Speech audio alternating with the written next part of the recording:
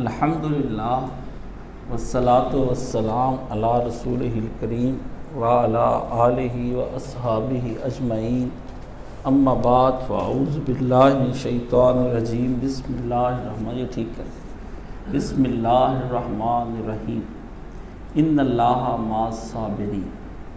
अज़ीज़ान मोहतरम, सब्र एक ऐसी चीज़ है कि जिसके बारे में कुरान मजीद में अल्लाह ने कहा है कि अल्लाह साबिरों के साथ है। रहेगा रंज ज़माने में यादगार तेरा, रहेगा रंज ज़माने में यादगार तेरा, वो कौन सा दिल है कि जिसमें नहीं है मज़ार तेरा।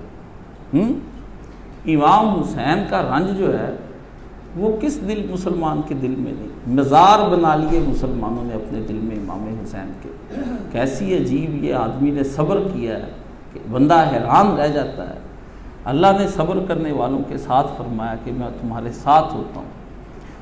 अमीरुल मोमिनीन अली बिन अबी तालिब जब अपने सिफ़ीन जा रहे थे हज़रत मुआविया से जंग लड़ने के लिए, तो आप बड़े परेशान थे कि उम्मत ने मेरे साथ ये किया क्या है। पहले खिलाफत देते नहीं थे, फिर जब दी तो इस तरह से दी है कि अब मेरे गले में एक बांध दिया है मुसीबतों का पहाड़ और वो हल नहीं होता। तो वहाँ जब आप सिफ़ीन से गुज़रे हैं, तो वहाँ पर जब आप अपने रास्ते से गुज़रते हुए आपने एक जगह पर सफ़ीन जा रहे थे और रास्ते में फिर आप फुरात के किनारे कुछ देर के लिए रुके। तो रावी कहता है कि मैंने खुद सुना और ये सनद सही के साथ है कि हज़रत अली हज़रत इमाम हुसैन को ये फरमा रहे थे, इस्बिर या अबा अब्दुल्लाह बिशत्तिल फ़िरात, ए अबू अब्दुल्ला हुसैन, एक वक्त आएगा इसी फ़रात के किनारे तुझ पर भी जैसे तेरे बाप पर आ गया है। उस वक्त तू सब्र का मुज़ाहरा करना, सब्र का मुज़ाहरा करना। 3 दफ़ा आपने फरमाया इस्बिर, हुसैन सब्र, हुसैन सब्र, हुसैन सब्र करके दिखा। फिर हुसैन ने सब्र किया। सब्र फिर जो है ना, वो जैसे इमाम हुसैन ने किया, पानी ना मिलना कोई सब्र नहीं होता कि पानी नहीं पिया। सब्र के आज मानी बताने के हुसैन ने किस किस्म का फिर सब्र किया। सब्र अरबी ज़ुबान में बिल्कुल किसी चीज़ के बारे में अगर आप समझना चाहते हैं ना, तो हज़रत अली ने फरमाया कि सब्र जो है उसके बारे में कोई समझ सकते, ईमान एक जिस्म की मानद है और सब्र उस जिस्म का सर है। सर कट जाए तो जिस्म बेकार हो जाता है। ईमान के अंदर सब्र का वो मुकाम है। इसलिए सब्र के बड़े मानी हैं, बड़े इसके अखलाक हैं, लेकिन इसके अंदर चंद औसाफ का आज बयान करना है। सब्र के एक मानी ये भी है कि ज़ब्ते नफ्स कर जाए आदमी, ये सबसे बड़ी बात है कि अपने आप को संभाल जाए। इमाम हुसैन ने जो सब्र किए हैं ना, ये सब्र आपको बताने 2 सब्र बुनियादी हैं और उसके बाद उन सब्रों की इकसाम। एक तो इमाम हुसैन ने सब्र पर तहरीस किया है, लालच पर सब्र किया है कि इमाम हुसैन को भरपूर किस्म का ये लालच दिया जा सकता था कि आपके पास ये ज़हन होता मैं नाना की गद्दी संभाल लूँ, आराम से जैसे अब्दुल्ला बिन उमर बैठे इबादत करते फिरते हैं और दूसरे सारे इबादत करते, मैं भी आराम से सब्र करूँ और यजीद के हाथ में बैत कर लूँ जिस तरह उसका मुतालबा है। और जैसे उसके बाप ने पूरी दुनिया के अंदर के सहाबा को जाके माल और दौलत के ज़रिए से ख़रीदने की कोशिश की है और इलाकों की गवर्नरियाँ देने की कोशिश की, जो सही रवायात से साबित है। और लेकिन हुसैन ने अपने आप को उस जगह पर कभी भी नहीं लाने की कोशिश की जहाँ वो बिक जाए। बिका नहीं हुसैन लोगों के सामने, ये आपको सबसे पहली चीज़ बात बतानी। अपना मोल हर आदमी दुनिया के अंदर लगा लेता है। मैं भी कहीं ना कहीं अपनी कीमत लगा लेता हूँ और आप सब भी कहीं ना कहीं अपनी कीमत लगाते हैं। बस वो कीमत मनपसंद होनी चाहिए। अगर बंदे की मनपसंद कीमत लग जाए, मनपसंद शय सामने आ जाए, फिर वो जो है अपने आप को आखिर बेच ही देता है।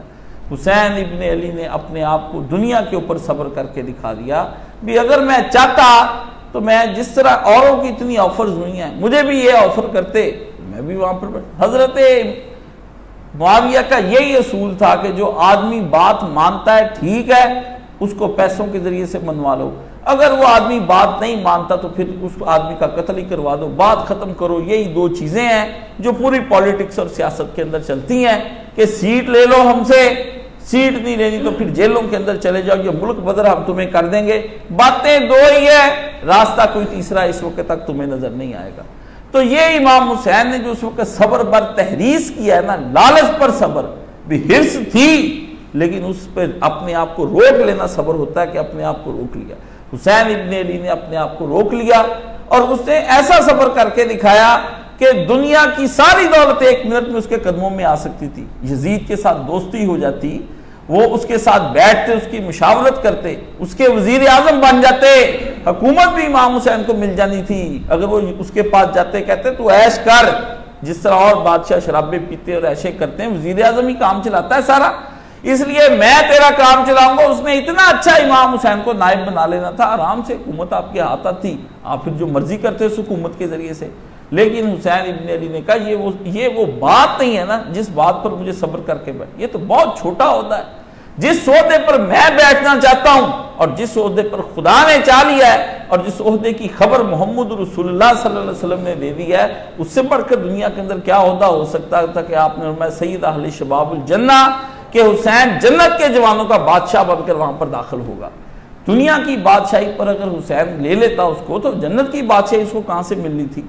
उसने अपनी जन्नत की बादशाही के लिए दुनिया की बादशाही को ठुकरा दिया। असल चीज ये है, ये इमाम हुसैन का सब्र है। पानी पे सब्र के वाली कोई बड़ी बात नहीं, पानी पे सब्र और लोग भी बड़े कर जाते हैं, लेकिन असल सब्र ही हुसैन इब्न अली ने अपने नफ्स को अम्मारा नहीं बनने दिया, बल्कि अपने नफ्स को मुतमइन्ना की तरफ लेके आने की कोशिश की कि नफ्स से अम्मारा क्यों मैं किस तरह नफ्स को बनने दे दूं।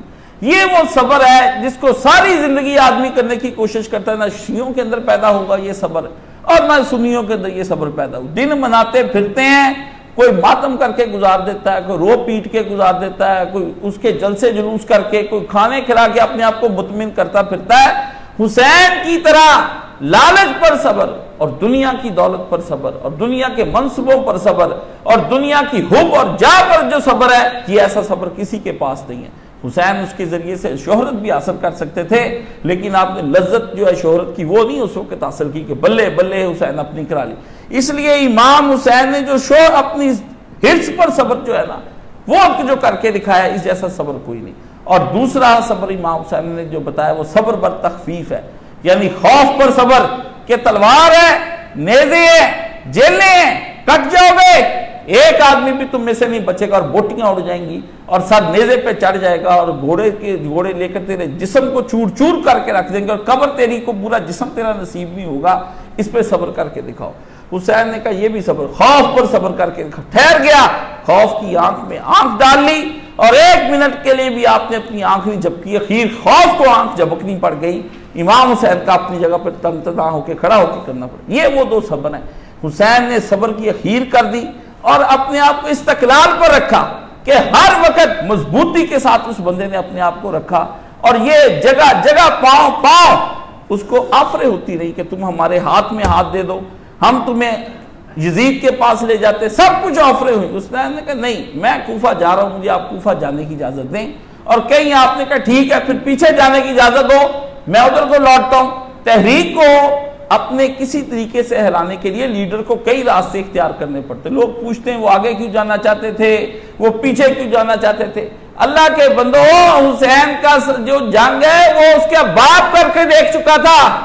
जंग उसने क्या करनी थी, उसने देखा था मेरे बाप से ज्यादा जो मरहब को उखाड़ के खैबर रख दिया जिसने, उसको इन लोगों ने बेबस कर दिया। सुलह उसका भाई करके देख चुका था। ये कहते वो कहते जी यजीद के हाथ में बैठ, भाई ने सुलह करके देख ली कि 20 साल क्या हमारे साथ होती रही है। ना हुसैन के लिए सुलह थी, ना हुसैन के लिए जंग बनती थी। अब हुसैन के लिए खामोशी और सब्र बनता था जिस पर वो चुप हो जाता और उसकी चुप उम्मत को जबान दे गई। ये वाह दुनिया के अंदर चुप है जिस चुप के अंदर से फिर उम्मत को जबान हो गई। ये वाह खामोश तकरीर है जिसके बारे में मेरे जैसे आज तकरीरें कर रहे हैं। ये वाह खामोशी है जो इस वक्त गूंज रही है, आवाजें गूंजती हैं लेकिन खामोशियां नहीं गूंजती। लेकिन हुसैन इब्न अली ने अपनी करामत के जरिए से दुनिया को बता दिया कि जब खामोशियां गूंजने पर आ जाती हैं फिर दुनिया फिर क्या यजीदियों पर लानत भेजती है। चंद यजीदियों का क्या इस दुनिया के अंदर। इसलिए इमाम हुसैन ने जो सब्र किया ना, उसकी इंतहा सुन लिया मुझसे। सब्र उसने ऐसा करके दिखा दिया कि ये नसीहत जो हजरत अली को की थी, ये रसूलुल्लाह सल्लल्लाहु अलैहि वसल्लम ने ये नसीहतें की क्यों? नबी अलैहिस्सलाम कुछ चीजें अपने अहले बैत को सिर्फ इसलिए बता जाते थे कि उनके मुतल्लक होती थी। हजरत अली रसूलुल्लाह सल्लल्लाहु अलैहि वसल्लम के साथ जा रहे थे, रास्ते में हजरत अली का जूता टूट गया, वो अपना जूता काटने लग गए। नबी अलैहिस्सलाम के साथ दोनों सहाबा अबू बकर और उमर और दीगर सहाबा भी जा रहे थे। आपने फरमाया मैं कुरान की तंजील पर लड़ाऊं और एक आदमी कुरान मजीद की तफसीर पर लड़ेगा। मेरी लड़ाई जो हुई है कौमों के साथ, अपनी बेगानों के साथ, वो कुरान मानते नहीं थे, और तुम में से एक आदमी ऐसा है जो कुरान की तफसीर सही नहीं मानेंगे, उसके साथ जंग होगी उसके साथ। तो अबू बकर ने कहा मैं, उमर ने कहा मैं, फरमाया नहीं, वो जो पीछे जूती गांठ रहा है ना बैठा, उसको ये मार का दरपेश आ जाएगा। तो हजरत अली जब आए तो लोगों ने उनको बताया भी हजूर आपके बारे में ये कहते हैं कि आपको हुकूमत मिलेगी और जंग आप लड़ेंगे। उस समय आपने, मैं ये बात रसूलुल्लाह ने मुझे पहले बता दी, तुमने मुझे क्या तला देनी। इसी तरह नबी पाक सल्लल्लाहु अलैहि वसल्लम ने इमाम हुसैन की खबर दे दी भी तेरा पुत्र मारा जाएगा और करबला के अंदर जाएगा, मैंने चले जाना है, फातिमा भी नहीं रह जानी, तेरी कस्टडी में अली आ जाने दोनों लड़के, ये मेरे असबात हैं और ये मेरे फूल है। इतनी तरबियत इनकी खास कर देना, शुजाअत के साथ और बहादुरियों के साथ, और अपने आप को अपनी जिंदगी में इस्तकामत करके दिखाना और तकवा करके दिखाना कि तेरे पुत्र कल क्या इन पर वक्त पड़े तो ये डोले ना, हर शय डोल जाए, पहाड़ अपनी जगह पर हिल जाए, पर तेरे पुत्र अपनी जगह से ना हिलने पाए।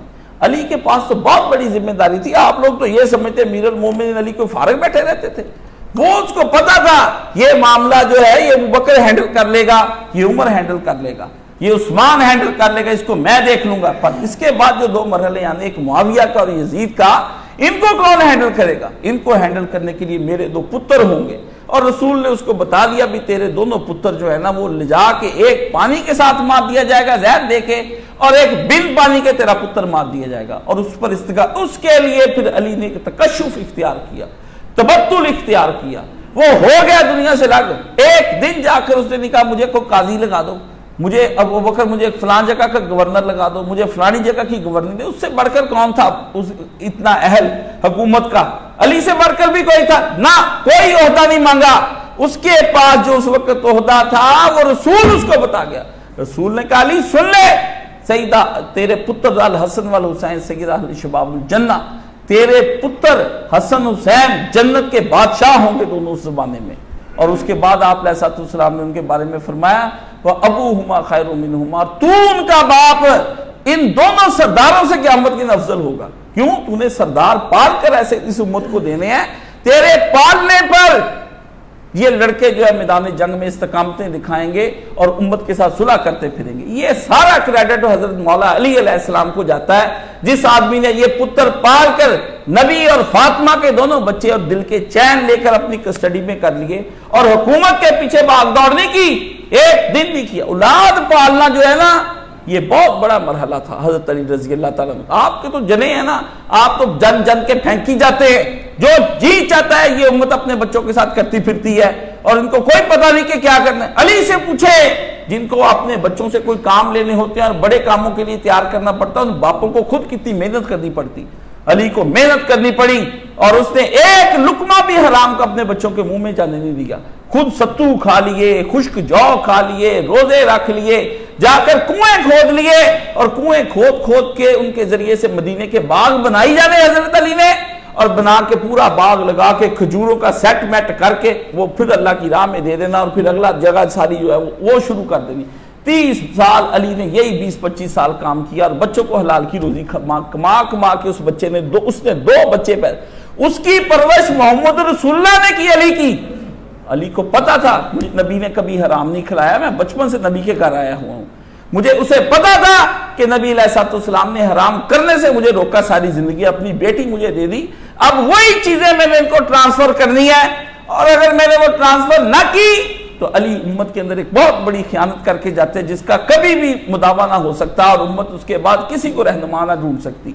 आज उम्मत के पास जो बोलने के लिए जबान है, जो हुर्रियत है, जो आजादी है, जो चीजें भी हैं, ये उस मौला कायनात जिसको अल्लाह के प्यारे नबी ने कहा मन कुन तो मौला हूं फहाजा अली मौला, जिसका मैं दोस्त और यार और मौला हूं उसको अली को मौला मानना पड़ेगा। नहीं मानता, अल्लाह के प्यारे नबी ने फरमाया वो मेरे पीछे नहीं चलता, मेरी सुन्नत से खारिज हो गया।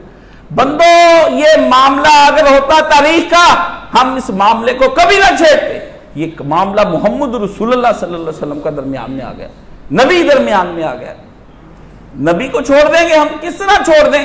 ये रसूलुल्लाह से रिलेटेड ना होता, कोई आम बादशाहों की जंग होती, हुई नहीं।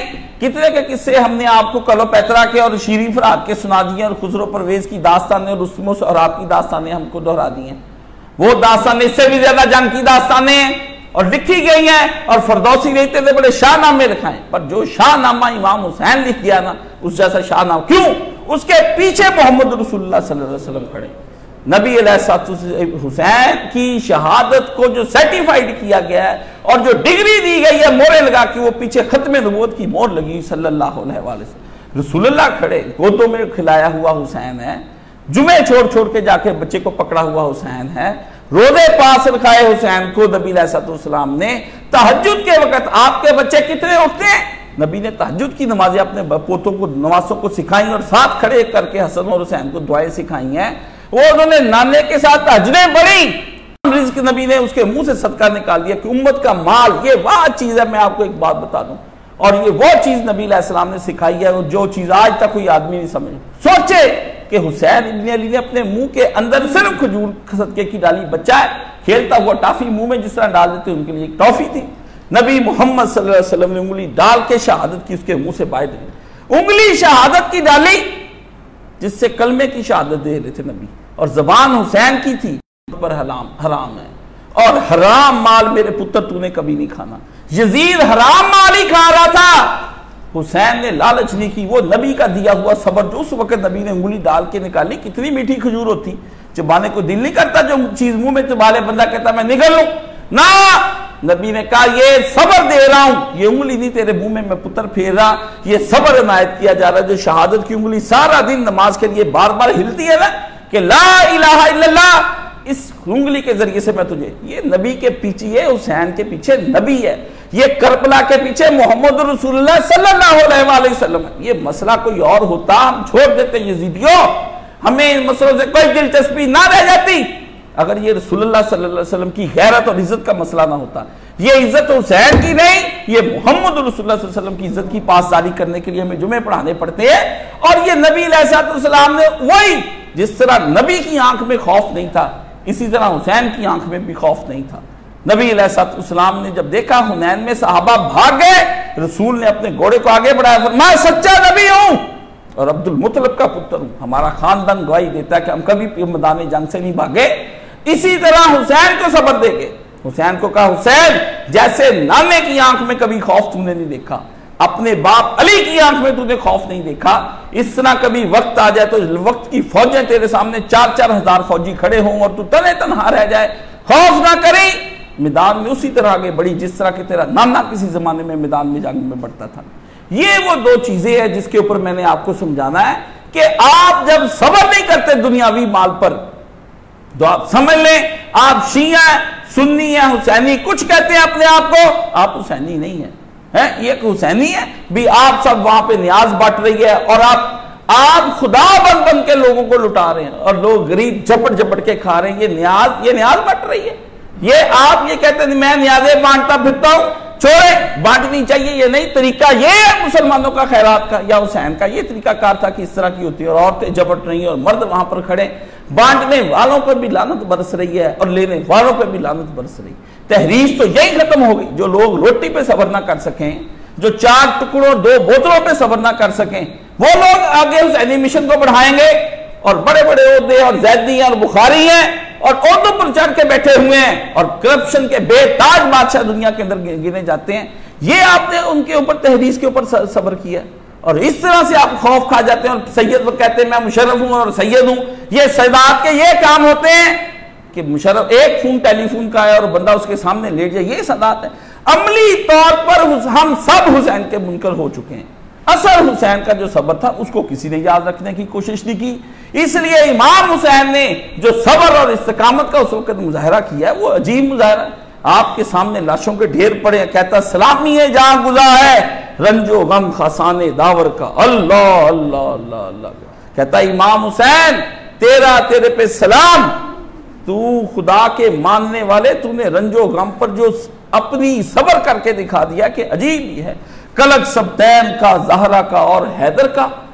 फरमाया तेरे दिल में उस वक्त, जिस वक्त तू था, तू उस वक्त तनाव हो चुका था, ना तुझे नाना कोई उस वक्त हौसला देने वाला रह गया था, और ना उस वक्त तेरा बाबा मौजूद था अली, ना तेरी माँ ज़हरा मौजूद थी, और ना तेरा कोई उस वक्त भाई मौजूद था।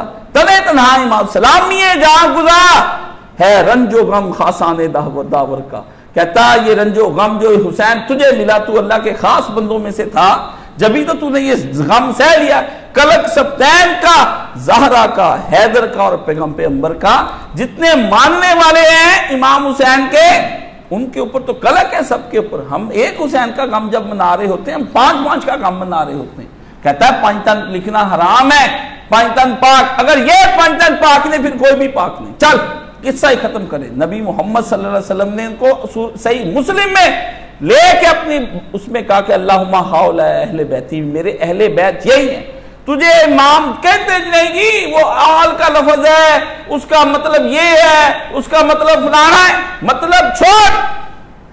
तुझे आज से इन पांचों को निकाल के दिखा, फिर मैं तुझे मानता हूं। डाल तो रहा है तो सबको, बीबी उम्महातुल मोमिनीन भी है जी, उम्मत भी है, फलाना भी, इनको निकालना आल से। और ये क्या वो आल है जिसको नबी ने कहा कि मेरी आल पर सदका हराम है, तो फिर उम्मत किसको सदके और ज़कात ने? इनसे पूछे जाकर मौलवियों से, अगर उम्मत सारी आल में शामिल है, सहाबा भी सारे शामिल है, सहाबा तो एक दूसरे को ज़कातें देते थे, और वो लेते भी थे और खाते भी थे, हैं?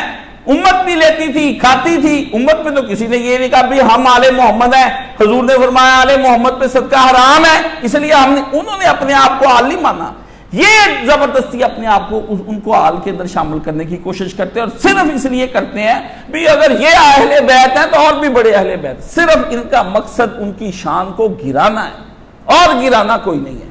ये नबी मोहम्मद सल्लल्लाहु अलैहि वसल्लम के फरमाया कलक सबतैन का है, और उसका ज़हरा का है, और हैदर का है, और सब्र करके उस वक्त जो दिखा है, सब्र का मानी ज़ब्ते नफ्सा। इमाम हुसैन ने अपने आप को रोक कर रखा, और हर हालत में इस्तकामत की क्या बात पूछते हैं? इस्तकामत तो फिर फरमाया इस्तकरार और इस्तकामत खड़े हो गए। कई दिन इब्ने ज़ियाद ने अपने नुमाइंदे भेजता रहा इमाम हुसैन से। 2 तारीख को तो करबला में उतार दिया लाके। फरमाया कई दिन मीटिंगें चलती रहीं, बार बार ऑफर होती रही कि आप ये ओहदा ले लें, आप ये ओहदा ले लें। इमाम हुसैन ने वहां पर जो इस्तकामत का मुजाहरा किया है वो कोई भी नहीं कर सकता। आप में से किसी पार्टी का कोई कितना ही मुखालिफ क्यों ना हो ना, नून लीग का कोई कितना मुखालिफ क्यों ना हो ना, उसको नवाज शरीफ मिलने आ जाए ना, उसने मिलना ही मिलना है। इमरान खान को आप 100 लानते डालें, यकीन जाने अभी आपको वो बुला ले, आपने गाड़ी में बैठ के 2 मिनट नहीं लगाने, वहां पर पहुंच जाना है। आप ये कहते हैं सबर उस वक्त जो इमाम सैयदुल जो है शबाब अहले जन्नत ने करके दिखा दिया, ऐसा सबर कभी कोई आदमी दुनिया के अंदर नहीं दिखा सकता। कई दिन नेगोशिएशन होती रही, वो जी यजीद को पता नहीं था, तो आज यजीद को तो एक एक बात की खबर थी, एक एक लम्हे की खबर थी। बाप उसको पहले ही 5 साल पहले बता गया। खबर क्यों नहीं थी? खबर उसको 56 हिजरी में ही होगी, जब उसके बाप ने पूरी दुनिया के अंदर से बैत लेनी शुरू कर दी। उसको पता था जाते हुए अब्बा जिसको बता गए कि 3 आदमी ऐसे हैं, एक अब्दुल्ला बिन उमर, अब्दुल्ला बिन जुबैर और हुसैन इब्न अली। उससे फरमाया 3 आदमियों ने तुम्हें तंग करना है मेरे मरने के बाद। और अब्दुल्ला बिन उमर को तो कुछ ना कहीं, वो नमाज रोजे करने वाला आदमी, हजरत उमर का बेटा, वो लग ही रहता है, वो तस्बीहां फेरता है, उसको छोड़ नहीं। अब्दुल्ला इब्न जुबैर से बच के रही, वो मक्कार लूमड़ी है, कैसी चाल चल रही तुझे उसने पागल बना देना है। और छीन ली अब्दुल्ला बिन जुबैर ने, बाद में हुकूमत छीन भी ली। 10 साल नहीं इनको बोलने दिया वहां पर। और फरमाया रह गया हुसैन इब्न अली, उसके साथ जरा नरमी का रवैया करी, वो ऐसा है कि उसके सीने में अली का दिल है, उससे झुकना जकना कोई नहीं। मैं तुझे एक बात बता दूं, ना बिकना ही है। अगर बिकना होता तो उस दिन बिकता जिस दिन मेरा बाप अबू सुफियान अली के पास गया, भी अबू बकर ने हुकूमत घर की बना ली है, चल मेरे साथ, मैं पूरा मदीना सवार और प्यादों से भर दूंगा फौज से, अबू बकर से हुकूमत छीन ले। हजरत अली ने फरमाया दुश्मन खुदा, जब तू काफिर था तो उस वक्त भी इस्लाम का बुरा सोचता था, आज तू मुसलमान हुआ अब भी इस्लाम का बुरा सोचता है। अली के दिल में एक दिन के लिए भी हुकूमत का लालच होता, वो हज़रत अबू बकर सिद्दीक़ को टिकने ना देता, और हज़रत अबू बकर सिद्दीक़ टिक भी नहीं सकते थे। ये भी मैं आपको बात बता दूं। ये क्या बात करते हैं हमसे, अगर आप हकायक खुलवाएंगे, अली के सामने तो उमर भी खड़े नहीं हो सकते थे। शुजात उसकी इतनी थी, इतनी कुव्वत के साथ रखते हुए कुव्वत और अपने आप को जब्त में रखना, ये मर्दों के कारनामे। मोहम्मद रसूलुल्लाह सल्लल्लाहु अलैहि वसल्लम ने अली को रुक फरमाया, शरीयत मेरे पांव की बेड़ी है मुआविया, वरना अगर मैं सियासत करने पर आ गया ना, तू मेरी गर्द को भी नहीं बांध सकता। मैं तुझे एक बात बता दूं, हुसैन उसका पुत्र है। उसने कहा इस हुसैन ने मान ली तेरी कोई नहीं बात, और काम तुझे इस मुकाम पर ले आना है कि तूने हुसैन की गर्दन काटने पर आ जाना, पर बची वरना तेरा तख्त डोल जाए। बाप बता गया उसको, लेकिन उसने बात ना मानी, बाप की नसीहत को भुला गया, नशा हो गया उसको कि मैं हुकूमत में आ गया। और इब्ने ज़ियाद अमरान हजरत नुमान बिन बशीर गवर्नर है कूफा का, और वो हजरत हुसैन के साथियों के साथ नरमी कर रहा था वहां की पार्टी के साथ। उसी वक्त लोगों ने खत लिखा, जो इसकी पार्टी यजीद की पार्टी के लोग थे, इन्होंने खत लिखा भी वो नुमान बिन बशीर सहाबी रसूल गवर्नर है, वो नरमी करता है इमाम हुसैन के साथियों के साथ, उसको नबी की हया है, नबी का पास है, नबी की शर्म है, तो ऐसा बेशर्म और बेगैरत लगा यहां पर जिसको नबी की आल की कोई हया ना रह जाए। फिर उसने जाकर उस गवर्नर बदला और इब्ने ज़ियाद को भेज दिया। और जब वो आया, इब्ने ज़ियाद दुनिया जानती थी कि उसका बाप ज़ियाद पहले 20 साल हुकूमत हज़रत मुआविया के दौर में कर चुका था। उसको पता था, जिस तरह परवेज लाई के लड़के मोनस रहे, उसको पता था बाप इसका हुक्मरानी कर चुका है। और गर्दन इतनी उतारी उसने इमाम हज़रत अली के चाहने वालों की भी, ये तहरीक कुचल लो, हर लिहाज से जेलें दे दो। आपको पता है इस वक्त मुल्क में क्या हालत है, जब तहरीकें कुचलने पर सारे इकट्ठे हो जाते हैं इक़्तिदार वाले लोग, तो क्या तय क्या है, क्या शय भी वो इस्तेमाल कर जाते और कौन सा कार्ड भी वो खेल जाते, चाहे उन्हें मजहब का कार्ड खेलना पड़ जाए, चाहे उन्हें सियासत का कार्ड खेलना, माल का कार्ड खेलना पड़ जाए, सीट और ओहदे का कार्ड खेल जाते हैं और बंदे को फिर वो फंसा लेते हैं। इसी तरह उसने आते ही सबसे पहले माल का और सरदारी का सबसे पहले कार्ड खेला। सरदारों को कहा सरदार रहोगे अगर हुकूमत के वफादार रहोगे, हुकूमत के वफादार हो गए सरदार, वरना गर्दनें भी कटवा के फेंक दूंगा। सारे बंदों ने उसी वक्त उसके हाथ पर सरदारों ने बैत कर ली। दौलत से बड़ी दुनिया के अंदर कौन सी चीज है? लोग पूछते हैं ये कैसे मुमकिन है? मुमकिन है, होता है, सब कुछ होता है, बस आपकी आंखें बंद है, वरना आपके अपने अपने मुल्कों के अंदर ये सारा कुछ होता है। और उस वक्त उसने पूरे जितना भी कूफा था सारा काबू कर लिया, कर्फ्यू लगा दिया पूरे कूफा के अंदर, और कोई बंदा ना कूफे से बाहर जा सकता ना कूफे के अंदर आ सकता है। और कहा जो बंदा भी बाहर निकलता हुआ एक मोहल्ले का दूसरे मोहल्ले में गया उड़ा दो। कूफा शहर कोई ये था कि वो बहुत बड़ा ऐसा सिटी था जिस सिटी के अंदर कराची जैसा काबू नहीं आ सकता था, उसकी करोड़ों की आबादी थी, हर मोहल्ला कैद करके रख दिया। जितने इमाम हुसैन के चाहने वाले थे वो पकड़ लिए, सारे के सारे अंदर बंद कर लिए। मुस्लिम भी नकील अलग पकड़ लिया, उनको कत्ल करा दिया इमाम हुसैन के कासद को, और सर काट काट के सारे यजीद को भेजता रहा वहां पर। आप ये देखें उसको लम्हे लम्हे की रिपोर्टिंग हो रही थी, है जी। वो जी हजरत उमर फारूक रजी अल्लाह ताला अन्हु जब मदीने में होते थे, ईरान फतह हो रहा था, लम्हे लम्हे की रिपोर्टिंग हजरत उमर लेते रहे ना, वो लेते रहे ईरान की, यहां तक ये थोड़ा सा फासले पर वो ना ले सका रिपोर्टिंग सिस्टम तो पूरी दुनिया में उस वक्त चल रहा था। ये वो लोग हैं जिन्होंने सिविल सर्विस सिस्टम से कुछ नहीं पाया, सिर्फ इन्होंने रफ़ाई दैन पाई और खातिया खल्फुल इमाम पाया और ऊंची आवाज से आमीन पाया। और यजीद ये चौथी चीज इस अहले नसीहत के मुंह पर काला का टीका लग के पूरी दुनिया में चमक रही है। ये सूरत हाल बन गई और इमाम हुसैन को कहा जहां है वहां रोक दो, और इंटरनेट पे नक्शा जारी हो गया भी। आप ये देखें भी इमाम हुसैन को दिखाया भी कूफा भी नहीं जा रहे, शाम भी नहीं जा रहे, एक तीसरे रास्ते करबला पे जा रहे। कहते जी ये क्यों, इमाम हुसैन इस रास्ते पर क्यों जाए? पहले तो वो नक्शा सारा जाली है, मैंने उस नक्शे की उस वक्त आज से 20-25 साल पहले उसकी तहकीक की, वो नक्शा जाली बनाया हुआ था। वो असली नक्शा निकाल के देखा तो वो और का और निकल आया। ये इनके नक्शों की हैसियत है। अब्बासी ने, मनहूस ने झूठे नक्शे बनाकर उसके इधर दिखाए, और वो सारी मंजिलें मैंने फिर खुद गिनी, उनका वाया निकाला भी कितने दिनों में इमाम हुसैन वहां पर पहुंचते हैं, कि ये ऐसा रियाजी का उसने हिसाब लगाया भी जिससे इमाम हुसैन करबला पहुंचे ही ना। ऐसे ऐसे हरबे कर गए ये काम, बच्चे ऐसे नासबी नहीं हो रहे। वो अतीक रहमान अलवी एक मुलाना बिठाया हुआ है, सवाल जवाब हो रही है, वो उसके साथ बैठे और भी लोग, वो लोग बैठे ये काम करने, बोले वाले बच्चों को बेवकूफ बना रहे हैं, और उनको पता ही नहीं, बच्चे हैं अनपढ़, और वो इनकी बातें सुनकर नासबी होते जा रहे हैं और जज्बाती होकर आके फेसबुक पे लड़ाइयां करते, दंगे कर रहे हैं और गुंडे बना रहे हैं अपने बच्चों को। और गुंडे आपके बच्चे पहले भी थे, अब मजीद और हो जाएंगे।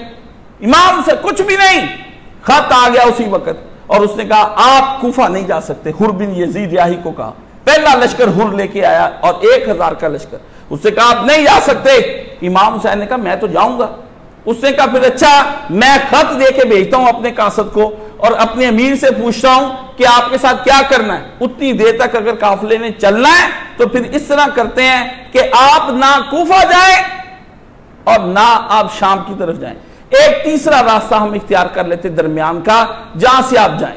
बिल्कुल आप सफर जारी रखें, मैं आपको नहीं रोकूंगा, फिर बाद में चलेंगे। उन्होंने कहा ठीक है, जब तक कासद आता है हम सफर जारी रखते हैं। बस फिर अगला कासद आया, उससे कहा जहां है वो वही हुसैन इब्न अली को रोक लो। वहां उधर रुक गए। वो करबला का मैदान था। आपने उसको पूछा कौन सा मैदान? फरमाया करबला। आपने कहा इन्ना लिल्लाहि व इन्ना इलैहि राजिऊन। अब्बे और नाने ने बताया था कि करबला के अंदर जाकर तुझे डेरे लगाने पर करबल वेच हुसैन ने खून दे के जर्रे रेत दे तारे बना देते। आगे है वो कौन निभा के नाने के याद आ गई सारी बात। एक एक बात नबी ने बताई हुई थी कि इस तरह सर कटेंगे, इस तरह तुम्हारे साथ होगा। एक एक बात बता के नबी मोहम्मद सल्लल्लाहु अलैहि वसल्लम गए। इसलिए उसने फरमाया कि उधर आके इमाम हुसैन रुक गए और वहां पर फिर उन्होंने इमाम हुसैन से बैठ लेने की कोशिश की, पर सर दाद ना दाद दस दर दस्ते यजीद हक्का के बिनाए ला इलाहा हुसैन, सर दे दिया उधर। इमाम हुसैन ने अपनी जान दे दी, उसके हाथ में अपना हाथ ही दिया बैत करने के लिए। फरमाया कि मैं ला इलाहा का मुहाफिज हूं, अगर मैं बिक गया ला इलाहा का मुहाफिज, ला इलाहा का किला तो कल गिरा और आज गिरा। ये इमाम हुसैन की एक छोटी सी दास्तान है। आप 20 दफा आप इन चीजों को सुन चुके हैं, मगर हुसैन जो है वो लोगों के दिलों से ये निकाल नहीं सके। और अजीब बात है, इमाम हुसैन जो उस वक्त तन्हाई का शिकार हुए हैं, वो मैं आपको एक बता दूं कि ऐसी तन्हाई किसी पर नहीं आई होगी जैसी इमाम हुसैन पर वो तन्हाई आई। और अल्लाह अपना दे राह हक में दुनिया के अंदर सबसे बड़ी जो एक सच्चे दाइये हक के ऊपर मुसीबत आती ना, वो तन्हाई की होती। ऐसी तन्हाई तौबा तौबा, ऐसे में शमशानों की याद आती है कि दिल धड़कने की दूर तक सदा आती है। फैज रोया इस मुकाम पर। उसने एक ऐसी तन्हाई थी कि उसमें सिर्फ हुसैन को अपना दिल धड़कता हुआ सुनता था और हुसैन को कोई नजर नहीं आता। उसके मारे गए ना कासमे, ना अब्बासे, ना असगरे, ना कासम रह गया, ना अब्बास रह गया, ना असगर कोई रह गया वहां पे, ना लश्करे, ना सिपाही, ना माले, ना माल रह गया, ना पानी रह गया, कुछ भी नहीं। कला दुनियावी लिहाज से भी हुसैन तन्हा हो गया, अफरादी लिहाज से भी हुसैन तन्हा हो गया। अल्लाह अल्लाह हुसैन तेरे सब्र की दास्तान, तूने अपने बाप अली की बात को याद रखा कि इस्बिर या अबू अब्दुल्ला बिशत्तिल फिरौत। ऐ अबू अब्दुल्ला तू फरात के किनारे पे उस वक्त सब्र अखीर करके दिखा दी। और हुसैन ने फिर सब्र करके दिखाया, अपने असूल की पाबंदी पर सब्र किया। जो सब्र किया अजीब बात है। और दुनिया पर असूल की पाबंदी के बारे में रसूलुल्लाह ने फरमाया मेरे दीन पर एक वक्त आ जाना है, जिस तरह इस्लाम पहले अजनबी था, एक वक्त आ जाएगा इस्लाम मेरी उम्मत फिर अजनबी हो जाएगा।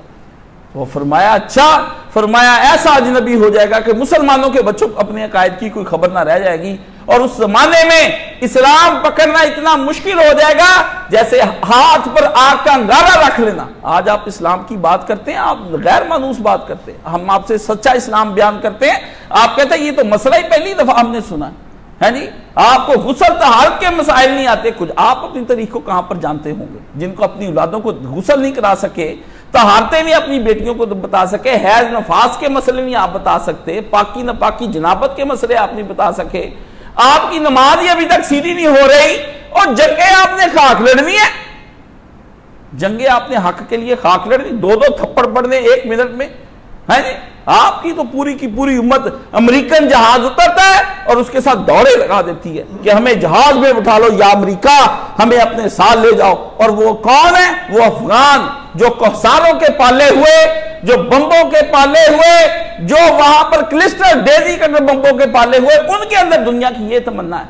तो आप तो पले ही दुनिया की तमन्ना और खूबसूरत घर, नरमो नाजुक बिस्तर, ठंडी मशीनें, ठंडे पानी, वधिया कारें। जब आपने अपनी लादों को इस नाजोना में वो पठानों ने अपना दीन बेच लिया और ऊपर से गिर गिर के मरे। आप ये देखें ऊपर से गिर गिर के मरे हैं। और इस तरह उस त्यारे के अंदर सारे बगैर सीटों के बैठे हुए हैं, 670 आदमी एक त्यारे में शामिल हो गए भी हमें अमेरिका ले जाओ। और आप बेवकूफ हैं, वो ले गए। आप समझते होंगे वो पागल है, बगैर वीजे के ले गए। नहीं, ओ अहम को वो ले गए। अब जाके सहूलतें देंगे, बिल्डिंगें देंगे, सब कुछ देंगे।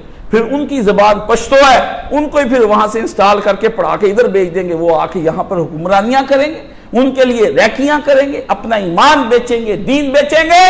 और आपको पता भी नहीं चलेगा कि वो, फिर आपको पता चलेगा जी वो फलाने की मिल से भारतीय बंदे पकड़े गए, फलाने के जनाब ISI के दायरे से फलाना बंदा इराक का एजेंट पकड़ा गया।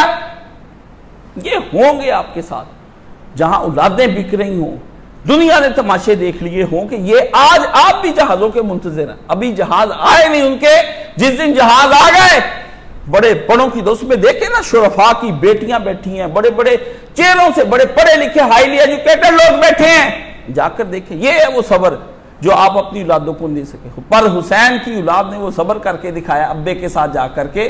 वो जहाजों में यजीद के नहीं बैठे हैं। इमाम हुसैन एक दिन ख्वाब में देखा, और ख्वाब आपने देखा जब करबला की जानिब आप जा रहे थे तो आपने देखा और इन्ना लिल्लाहि व इन्ना इलैहि राजिऊन करते हुए उठे। बच्चे अली अकबर ने पूछा, अब्बा जी किस लिए इन्ना लिल्लाहि व इन्ना इलैहि राजिऊन? फरमाया, बेटा मैंने ख्वाब देखा एक घुड़सवार है और नकाब पहना हुआ है, वो कहता है हम सबको मुखातब होके ये काफिला जा तो रहा है मगर इनको पता नहीं ये काफिला जाकर मौत पर रुक जाएगा और ये सब खत्म हो जाएंगे। फरमाया, मैंने उस पर कहा अच्छा हम सब अल्लाह ही की तरफ लौटने वाले हैं। तो बेटे ने वहां पर पूछा, अब्बा क्या हम हक पर नहीं है? फरमाया, पुत्र हम हक पर हैं। फरमाया, फिर अब्बा इन्ना लिल्लाहि व इन्ना इलैहि राजिऊन ना पढ़िए, फिर तो तेरे इस पुत्र को शहद से ज्यादा लजीज मौत है। ये 18 साल के अली अकबर की जवानी की गुफ्तगू सुनो ना, और अपने छोकरों की जवानी की गुफ्तगू सुनो और अली अकबर की जवानी की। आप कहते हैं ये उस घर का फर्द तो है नूर का, एक ये आप कह ले नबी नूर कहते, मैं कहता हूं उस घर का बच्चा बच्चा है नूर का। एक एक बच्चा नूर का पुतला बना हुआ था, वो बच्चे थे, वो आपको जिस्मानी तौर पर लगते थे जिस तरह के वो बच्चे थे। उन बच्चों ने भी अपनी जवानियां वार दी। फरमाया ये हुसैन इब्ने अली है, और उसने अपने रसूलों की पैरवी की, और रसूल ने फरमाया तूबा लिल गुरबा, खुशखबरी सुना दो उन लोगों को जब इस्लाम पर बुरा वक्त आएगा कोई मानने वाला नहीं होगा, लोग छोड़ छोड़ कर जाते होंगे, शादियां ब्याह बिदते होंगी, मगर वो लोग उस वक्त दीन को अपने साथ लगाए हुए होंगे। नबी ने फरमाया मेरी तरफ से खुशखबरी दे दो, हुसैन उन्हीं गुरबा में से एक, या गरीबुल हुसैन, ए गरीब हुसैन तू उन्हीं गुरबा में से जिनको तेरा नाना खुशखबरियां सुना कर गया। इसलिए उसूल पर इमाम हुसैन ने अपनी जिम्मेदारी और कनात किया। अगले जो है सब्र इमाम हुसैन का कनात का सबक देता है हमें कि जो है उस पर सब्र कर लिया जाए। ज्यादा की तमन्ना में जिंदगी को मत बागे खो दो। सुबह शाम इतना कमाओ इतना कमाओ इतना कमाओ कि सुबह फजर की तुम्हारी आंख ना खुल सके। इतना ना थक जाओ कमाने में, इतना ना थक जाओ कमाने में कि तुम दरसे कुरान और जुमे छोड़ जाओ। इतना ना कमाओ, इतना ना थक जाओ कमाने में कि तुम लोगों को होश ही ना रहे कि दुनिया दीन के साथ क्या हो रही है और दीन किस तरह से मजलूम पूरी दुनिया में फिर रहा है। इतना ना करो, बस कर दो, कम पर राजी हो जाओ। हुसैन इब्ने अली कम पानी पर राजी हो गए हैं। तुमको पानी पर राजी होने को हुसैन इब्ने अली नहीं कहते हैं। तुम्हारे घर में तो महीने महीने के राशन है, 2-2 महीने के राशन है, उनके पैसे हैं, कई कई सालों के खर्चे हैं, मगर हुसैन इब्ने अली ने कनात करके दिखा दी कि नहीं मैं कनात पर रहूंगा, मैं कभी असूलों की जिम्मेदारी, मैं सब्र करके दिखाऊंगा। और फिर हुसैन ने अपनी क्या किया, हवाद से जमाना का खंदा पेशानी से मुकाबला करना, यह भी सब्र हुसैन का था। वक्त की मुसीबतें आ गई, ववेला नहीं इमाम हुसैन ने कहीं किया। जाए जाकर पूरी करबला का सफर देख लें, पढ़ ले, एक जगह इमाम हुसैन ने कोई ववेला नहीं किया। पुत्र की लाश उठी, हुसैन का कोई ववेला नहीं। यार साथी मारे गए, हुसैन ने कोई ववेला नहीं किया। हर लाश उठाई, 150 के करीब इमाम हुसैन ने लाशें उठाई हैं। आप जरा देखें, तन्हा आदमी, आप तो स्ट्रेचर पे 10 बंदे नहीं उठा सकते। एक इमाम हुसैन एक लाश उठाता, 58 साल 59 साल की उम्र में बुढ़ा हुसैन, और जाके खैमों के पीछे रखकर कहता अल्लाह तकब्बल हाज़ा कुर्बान, या अल्लाह कबूल फरमाए इस कुर्बानी को जो हुसैन की तरफ से तेरी बारगाह में पेश की गई। अल्लाह अल्लाह अल्लाह अल्लाह, तुम बकरों छतरों की कुर्बानियां दो और उनको खा जाओ। और इमाम हुसैन अपने पुत्रों भाई भतीजों की कुर्बानियां दे दे के अल्लाह को कहता है अल्लाह बकरों छतरों की कुर्बानियां पता नहीं तुम्हारी कबूल होनी या नहीं, मगर जिनके गलों पे छुरियां करबला की फिर गई उनकी कुर्बानियां नहीं करेगा तो कौन कबूल करेगा। हाँ, वैसी कुर्बानी की जिस तरह से कुर्बानी हज़रत आदम के बेटे ने उस वक्त की थी, और अल्लाह ने कुर्बानियां कबूल फरमाई। ये इमाम हुसैन ने, मुसीबत आई, पूरे सफर में एक दिन भी वावेला नहीं इमाम हुसैन ने किया। आप अवा तवा बोलते हैं, बुरे हालात आ जाएं, माल आपके पास काम आ जाए, आपके बिजनेस को नुकसान हो जाए, कोई 4 पैसे किसी जगह पर ज्यादा लग जाए, कोई 2-4 मेहमान आ जाएं, कोई मकान की ईंट छत खराब हो जाए और सारी तरह परेशानियां नहीं मुकनियां हैं। इमाम हुसैन ने एक दिन भी नहीं इस तरह से कहा। हवादस पर और परेशानियों पर आपने चुप करके उसका मुकाबला किया।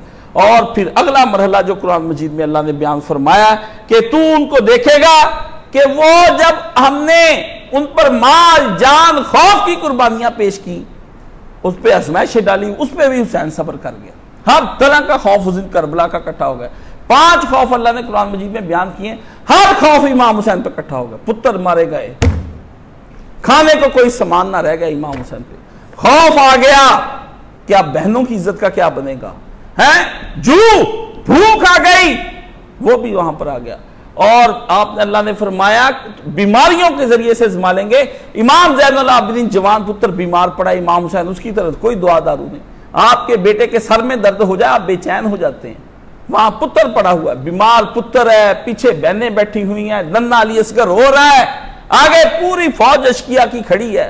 ऐसे में हुसैन इब्ने अली का एक लम्हे के लिए भी मुंह से कोई लफ्ज ना कहना, वो तो खुदा को देख रहा था। आप पर आफतें आती हैं, आप दैर्य हो जाते हैं, मुनकरे खुदा हो जाते हैं। हुसैन पर आफतें आई, उसका यकीन और ईमान बढ़ गया। और कहने वाले कहते हैं उस वक्त इस तरह लग रहा था जैसे अल्लाह ने अर्श का पर्दा हटा दिया और हुसैन को अपनी जियारत करवा रहा है। हुसैन ने करबला में जान ऐसे दी जैसे उसका नाना कह गया। उसके नाना ने कहा था नमाज इस तरह अदा करना मोमिनो कि तुम अल्लाह को देख रहे हो, और अगर तुमसे यह ना हो सके तो इस दर्जे में जा उतरना कि अल्लाह तुमको देख रहा है।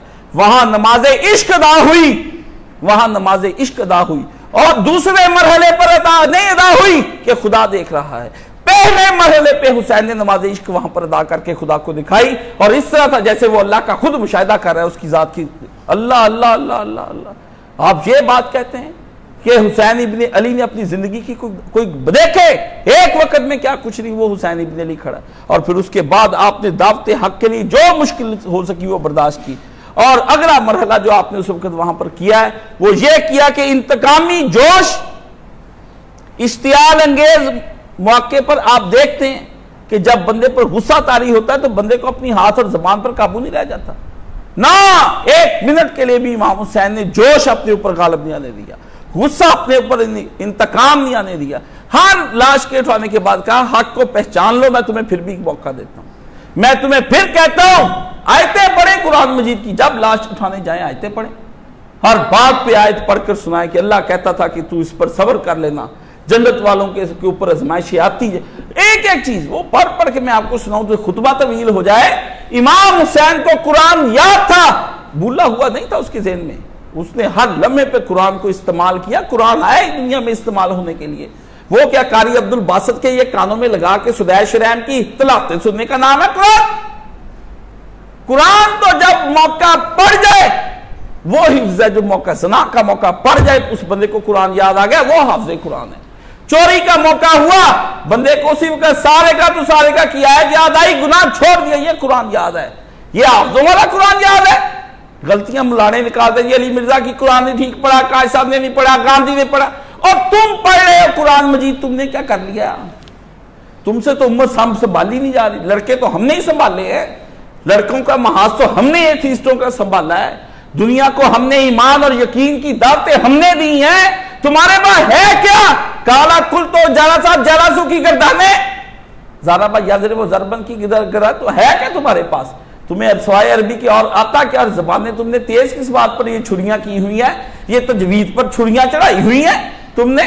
तुम्हें ज़्वाद ऐन गैन क्या, तुम यही फर्क करने आए हो? हराम हलाल का फर्क करना सीखो, लाल हराम का फर्क करना सीखो, हक और बातिल का फर्क करना सीखो, खैर और शर का फर्क करना सीखो कि किस तरह मोहम्मद अरबी खड़े हैं और किस तरह दुश्मनाने मोहम्मद अरबी सल्लल्लाहु अलैहि वसल्लम खड़े हैं। तुमसे कब बचाए जाते हैं? ये महाज हमने संभाला हुआ है और इस महाज पर अल्हम्दुलिल्लाह डटे हुए हैं और इतने अमीर हैं कि तुम हमारे सामने हेज और कमजोर हो। यजीदियों तुम्हारे पास कोई चीज दुनिया की नहीं है, ये हम तुम्हें करके दिखाएं। ये हुसैन इब्न अली का फैजान है जो उसने हक वालों के लिए सबका जारी किया। एक लम्हा भी इमाम हुसैन ने कोई अपना इश्तियाल अवामी ज़बान नहीं इस्तेमाल की। गालियां उन्होंने दी इमाम हुसैन को, इमाम हुसैन ने जवाब में एक गाली भी उनके सामने नहीं दी। इसलिए जो इस्तकामत और इमाम हुसैन ने कहा, कोई एक गम था उस वक्त, इस गम में बंदा वावेला करता है। औरत को नबी अलैहिस्सलाम को बच्चा मर गया, उसको नबी अलैहिस्सलाम ने फरमाया सब्र कर, उसे कहा जा जाके तू फिर अपना काम कर। लोगों ने बाद में बताया ये रसूलुल्लाह थे, वो आई उससे कहा अल्लाह के रसूल मैंने सब्र कर लिया। फरमाया ना, सब्र जब सदमा पड़े पहला ही उस वक्त कर जाने का नाम है, बाद में तो सब्र आ ही जाता है हर एक को, बाद में तो सब्र आ ही जाता है, बाद में तो सारे तौबा कर लेते हैं। मुसीबत पड़ने पर तुझे रब याद आ जाए, वो सब्र का अजीम मुजाहरा होता है। हुसैन को पता है कि कहते क्या है, सिवाय तिश्नगी शब्बीर को एक सदमा था, कोई एक सदमा था इमाम हुसैन का।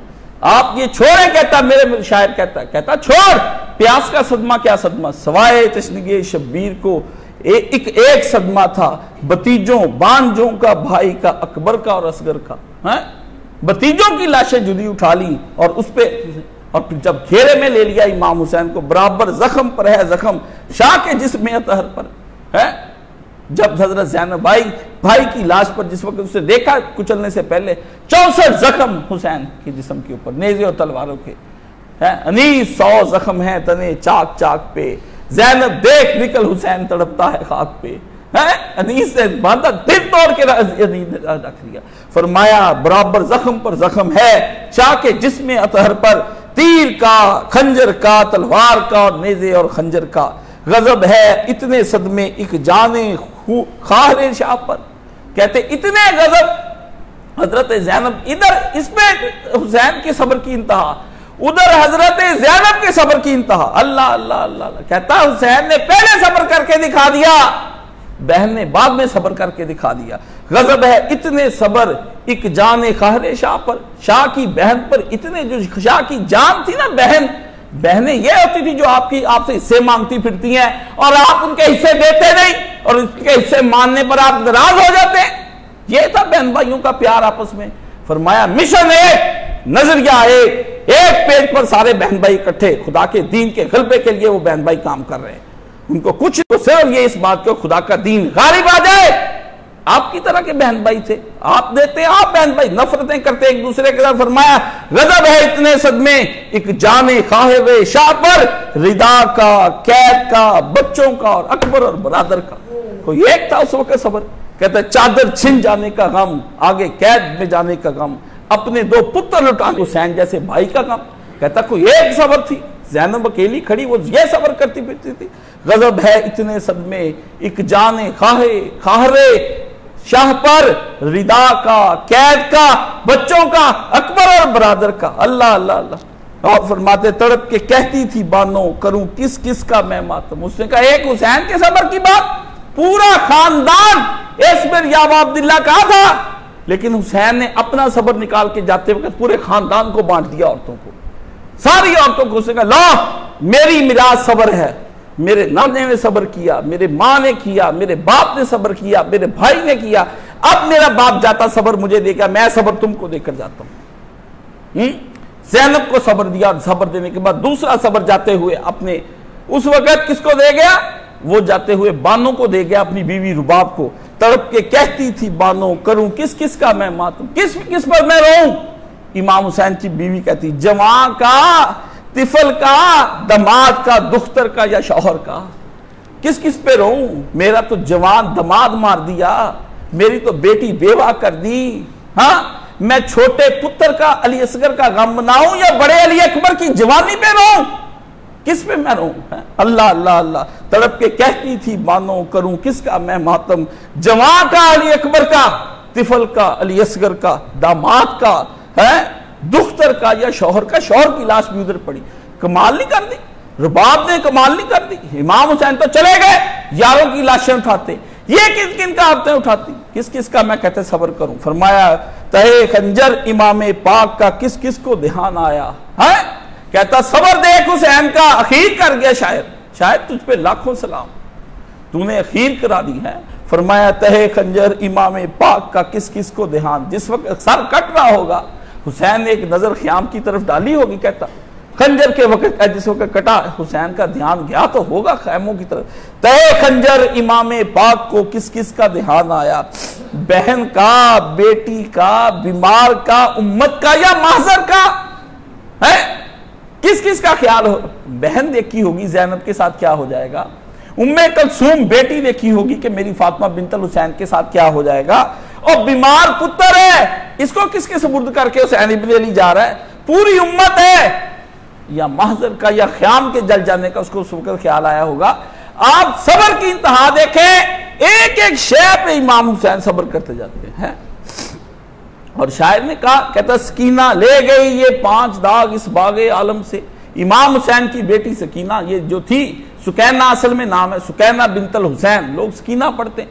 कहता है सुकैना ले गई ये 5 दाग इस बागे आलम से।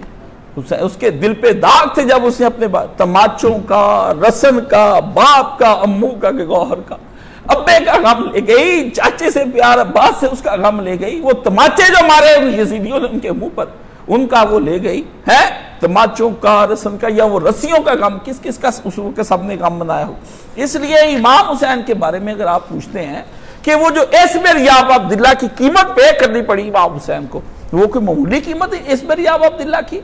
इसलिए आपके नजदीक इमाम हुसैन का गम एक गम है, जो रोटी के 4 टुकड़ों पे सब्र ना करें और शूरे का रोजा रख के ना निकले और बाहर सबीले पीते पिलाते रहे, ये जितने सबीले लगाते हैं और खाते खिलाते सब गुनाहगार, एक से बढ़कर एक गुनाहगार।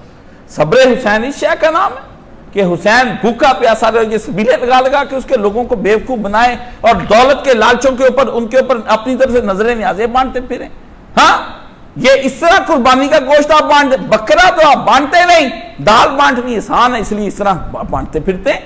इस तरह तो ये हरकतें माल बांटे ना ला के अपनी सोना चांदी जो घर के अंदर रखा है वो दें गरीबों की बेटियों को। मैं देखूं आप न्याज में गरीबों की बेटियों को सोना देते हैं, नजर में किसी का अपनी बहन को हिस्सा दे दे, न्याज में अपने भाई के बेटे को हिस्सा दे दे, है जी। आपने जो इसाले स्वाब करना है ना, किसी को घर बना के दे दे, अपना आधा घर काट के उसको इसाले स्वाब कर दे इमाम हुसैन के लिए ना।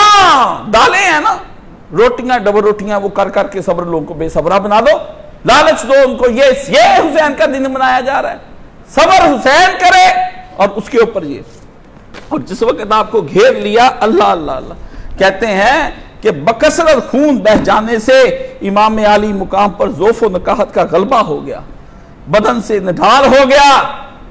कदरे सस्ता रहे थे कि एक जालिम ने आपकी पेशानी पर पत्थर मारा, खून निकला, इमाम ने कुर्ते का दामन उठाया, खून को पूंछा और इतने में एक तीर आया जिसकी 3 नोकें थी और वो जनाब के सीना अक़दस में पेवस्त हो गए। देखें हुसैन गिर रहा है नबी के गोद के पाले हुसैन पर। ये किस किस ने उठाए हैं आज बाले हुसैन पर? तीरों के बाले उठा लिए नबी के गोद के पाले हुसैन पर है। वो जो कभी कांधों पर बैठा करते थे आज तीरों नेजों से गिराए जा रहे हैं। वो जो कभी रसूल के दोस्त पर बैठा करते थे आज वो कांधों से सवारियों उनसे नेजों से गिराए जा रहे हैं। नबी की गोद में खेलने वाला। और गम ना करे उम्मत, किसके साथ गम ना करे? गम मोहम्मद अरबी सल्लल्लाहु अलैहि वसल्लम ने किया, हम ना करें तो क्यों ना करें? गम सुन्नत है, हुसैन का के बारे में रोना सुन्नत है। और जो इस सुन्नत पर अमल नहीं करता रोजे क़यामत मुंह काला करके अल्लाह के नबी उसको उठाएंगे। रफ़ाई दैन की सुनते याद हैं, फातिहा खल्फुल इमाम की सुनते तुमको याद हैं, है जी। शलवारें और लंबी लंबी दाढ़ियां, कहते हैं हुजूर ने अहले बैत को भी छोड़ दो, माफ कर दो, ज़क्किरुकुमुल्लाह फी अहले बैती, मैं अहले बैत के बारे में तो दाढ़ी छोड़ दो, उसको फिर लंबा होने दो जहां तक जाती वो दाढ़ी छोड़ दो। हाँ, अहले बैत को भी छोड़ देते, उनको भी माफ कर देते अगर उनसे गलती हो गई थी तुम्हारे नजदीक, उनके तो तुमने छोड़ा ना जालिमो। मसनूई तकवे दिखाते हो हमको, जाली तकवे तुम्हारे, और तुम अपनी नफरतों का इजहार नहीं कर सकते। लोग इनके बारे में कोई बयान दे, किताबें लिखता है आके तू बयान दे, इन लौंडों को बता, इन छोकरों को जो तेरे 2-2 टके के छोकरे तूने रखे जिनके पास जाके तू रातें गुजारता है, इनको समझा। तू शेखुल हदीस बना फिरता है कि किसके मुंह को आते हो, किसके दामन को पकड़ के जमीन पर गिराने की कोशिश करते हो? मोहम्मद मुस्तफा के दामन पकड़ पकड़ के जिन्होंने जवानियों की तरफ राग़िब हुए उनको पकड़ते अहले बैत रसूल को। हाँ, फरमाया इमाम गिर गए और आपने कहा जब गिरे आपने कहा बिस्मिल्लाह व बिल्लाहि अला मिल्लत रसूलिल्लाह। गिरे, बिल्कुल वही शय पढ़ी आपने उस वक्त जिस तरह के उस वक्त में मैयत को रखने के लिए कब्र में पड़ा जाता है। और इमाम हुसैन का उसर और गिर गए आप, और फिर फरमाते हैं, फिर जब आप कई दफा उठने की कोशिश की मगर ज़ौफ की वजह से आप थोड़ा कदम चलते, फिर देख जालिम एक आगे बढ़ा और उसने उसी वक्त इमाम हुसैन को नेजा मारा, घोड़े से गिरा लिया। नेजा जिस वक्त मार के घोड़े से आप गिरा लिया और घेरा तंग कर लिया, घेर लिया इमाम हुसैन को। ये लफ्ज जब मैंने पहली दफा पढ़े कि उन्होंने इमाम हुसैन को घेर लिया, ओ आज तक वो मेरे अंदर से वो बात ही नहीं जाती, मुझे नींद नहीं आती। भी घेरा हुआ है एक बंदे को, इतना मेरे तखय्युल ने इतना जोर का ख्याल खींचा भी मुझे इमाम हुसैन ख्याल में नजर आया कि वो तन्हा खड़े, हल मिन नासिर यंसुरना, ओ कोई उम्मत में से मेरी इस वक्त मदद करने को है, कोई तो बड़े आगे। घेरे में ले लिया शैतानों ने, एक अकेला हुसैन और हजारों की फौज गिरदा गिर्द घूम गई सबके। ऐसे में वो क्या करता, बेबस जिसको देखकर तुमने मारा, उस हुसैन इब्न अली को घेर कर तुमने मारा, तने तन्हा करके तुमने उसको मारा, तुम्हें उस वक्त तुम्हें नजर ना आया कोई है? इधर से तलवार ली और इमाम हुसैन पे शिमत ने तो जो किया उसके हुक्म से उसने कहा ला इमाम हुसैन की गर्दन काट के, गिरा के इमाम हुसैन को सीने पे नेज़े मारे और आप गिर गए। और फिर काटी उस वक्त आपका गर्दन मुबारक काटी। शायर ने लिखा, ए चरखे बेमदार कैसी सितम है आ, फरमाया ए आसमान तूने देखा नहीं, ए चरखे बेमदार कैसा सितम है आ, शिमरे शमशीरे शिमर और मोहम्मद की बोसागा, जिसकी गर्दन पे मोहम्मद बोसे लें वहां शमशीर की गर्दन पे। अब देखो कैसा कहता है, वक्त तूने देखा कि कैसा सितम हुआ। फिर जमाने ने अपनी आंख में देखा कि खातमुन नबीयीन हजरत मोहम्मद मुस्तफ़ा सल्लल्लाहु अलैहि वसल्लम ने जिस गर्दन के बोसे लिए थे, जिस जबान को चूसा था, जिन होंठों को नबी ने बोसे दिए, जिन आंखों को बोसे दिए, जिस नाक का आता है कि हजूर ने इमाम हुसैन की नाक इंतहाई खूबसूरत थी और उसको हजूर सल्लल्लाहु अलैहि वसल्लम ने बोसे दिया, और उसी नाक को छड़ी मारकर इसने कहा कि यह कैसा हुसन है। इब्ने ज़ियाद ने कहा, जिसकी सुना कि हजूर बड़ी तारीफ करते हैं। ये देखे बुखारी मुस्लिम में बनी पड़ी है, इनको वो नहीं आती बुखारी मुस्लिम की बातें, और सब कुछ इनको आता है। ए चरखे बेमदार कैसा सितम है आह, शमशीरे शिमर और मोहम्मद की बोसागा, उस नापाक हराम खोर की तलवार और रसूल खुदा सल्लल्लाहु अलैहि वसल्लम की बोसागा। हजूर ने हजर अस्वद को बोसे दिए, वो टूट गया तो तुम लोगों ने उसको चांदी का खोल पहना दिया है। नबी अलैहिस्सलाम ने हुसैन को बोसे दिया, तुमने उसका सर काट के उसको जमीन पे तुमने कर दिया। और ये इतने मुझे, और नबी अलैहिस्सलाम बस इधर से इमाम हुसैन का सर कटा और उधर से रसूल खुदा इब्ने अब्बास के ख्वाब में आ गए। अल्लाह अल्लाह अल्लाह, इब्ने अब्बास वो आदमी है जो कुरान की वो तफसीर करता है रसूलुल्लाह की दुआ की बरकत से कि हजरत उमर भी वो तारीफ नहीं कर सकते। हजरत उमर भी नहीं कर सकते थे ऐसी तफसीर। हजरत उमर हुक्मरानी करते थे, लेकिन छोटे से इब्ने अब्बास को सारे सहाबा के मजमे में ले जाते, कहते कर इब्ने अब्बास तफसीर कुरान की, तुझे नबी की दुआ है। वो फिर सारे सहाबा तारीफ करते, बड़े बड़े जो हजूर के साथ रहे। नई तफसीर होती, फिर इब्ने अब्बास उठ के तफसीर करता।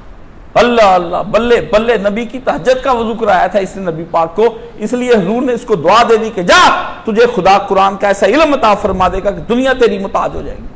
दुनिया मोहताज हुई इब्ने अब्बास को है। और इब्ने अब्बास ने जाते वक्त इमाम हुसैन को रोका, उसने कहा ना हुसैन ना जा, जाया नहीं, कहा तेरे बालों के बाल थे इमाम हुसैन के माशाल्लाह लंबे, आपके नाना की तरह रखे हुए।